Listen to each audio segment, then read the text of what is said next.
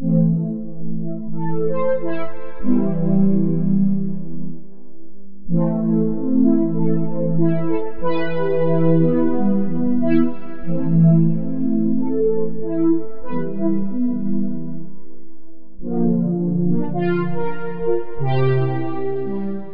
you play Stones of Fate, one of your actions is to flip a card. When you flip the card, again, you will flip it left to right or right to left. Immediately when you flip the card, that is when you determine who wins the card based on the zones on the card. In this case, the orange player would win the card having 2 stones to 1 stone in the power zone, and the orange player would take that card out of the spread and add it to their collection. At the end of the orange player's turn, they then take a card off the top of the deck and replace it into the spread. It is possible to replace more than 1 card in the spread on your turn, because you can flip 2 cards in a turn, and therefore you would place two cards back into the spread at the end of your turn. So how do you win cards in Stones of Fate? Well, let's take a look at the cards, and we'll show you what all the different zones mean and how you win the cards. This is the Stones of Fate card. The first thing I want to point out is the number in the upper left and bottom right corner. This is the number that of victory points the card is worth. Also notice, if you look at this card over here, that there are cards that are worth negative victory points. When you win a card at the end of the game, you'll count out the number of victory points that all your cards give you, and the highest number of victory points will win the game. So let's go into how you win the cards. As I said before, placing stones next to the different zones of the cards is how you win the cards. The first of the zones I want to go over is the power zone. The power zone is represented by the yellow infinity symbol on the cards. To win a card with stones in the power zone, you just have to have the most stones in the power zones of that card. For example, this card here, the 8 of coins, will be won by the orange player. The orange player has 2 stones in the power zone to the white's 1 stone in the power zone. These stones over here, while they are adjacent to the 8 of coins, do not affect the outcome of the card because there is no symbol on the side of the card that they're on. If a card is tied, like this, where there's only 1 stone of each color in the power zone, the card is immediately removed from the spread and put in the discard pile.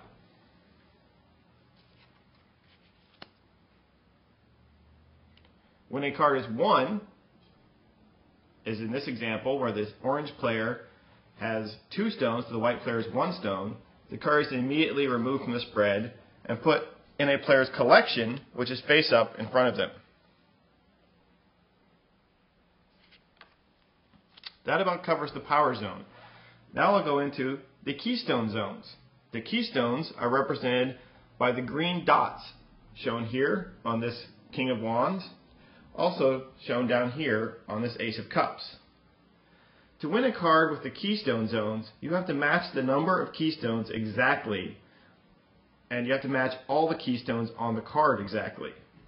So for the example of this Ace of Cups, the white player would win the card because the white player has matched 1 stone to 1 keystone on the card. Again, these 3 stones on the sides with no symbols don't affect the outcome of the card at all.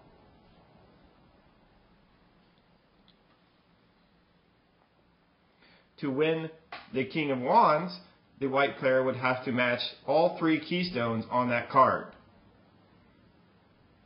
Any number of keystones that are not matched exactly will cause the player not to win the card. In this example, if the white has 2 stones next to this 1 keystone, white does not win that card, no one wins the card, and the card is removed from the spread and discarded.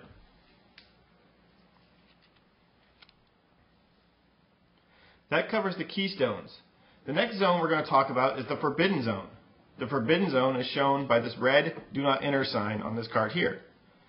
The forbidden zone prevents a player from winning a card. No matter what they have else on the card, the forbidden zone prevents that player from winning the card.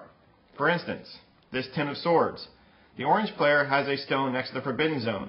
So even though the orange player is ahead in this power zone, 1 stone to nothing, the orange player will not win that card. If there was a white stone here, then the card would revert to the player who has the next most number of stones in that power zone. So in this case, the card would be won by the white player, and they would take it and put it into their collection.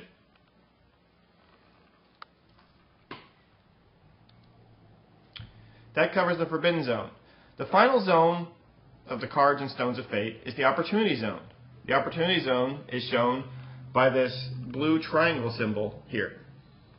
The Opportunity Zone is a unique zone in that it does not affect the outcome of who wins the card, yet it gives every player an opportunity to get a card basically with one stone. What it does is when the card is flipped, somebody will flip a card as their action.